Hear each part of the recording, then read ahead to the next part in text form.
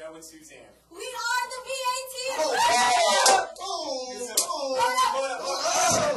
Goodness. You've been working out. Wait, girl, jeez. Anyway, welcome guys to CCF. I'm Sam. My name's Dana. And I'm Jamie, and we're so excited you're So on. excited. Jamie. So guys, coming up tomorrow, we're going to be having Ultimate Frisbee at 4 p.m. at Rocky Bow, Park. bow, bow, bow. It's going to be great. But don't forget, guys, there are calm cards on your chair. Please fill them out for an awesome toy.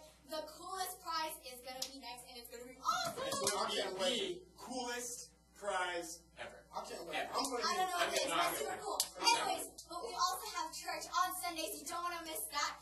And then we have Bible studies for Bible Bible studies. Straight, check it out. Absolutely. Hey guys, as you know, next week there's a 3-day weekend. So next Friday, CCF will provide a movie night, and there will be s'mores. Yes, there are tons of s'mores. So please tell me your s'mores. And then on that following Monday, there will be mini golf. You know what I'm saying? I shouldn't take that. I don't know if I don't take that. Don't take that.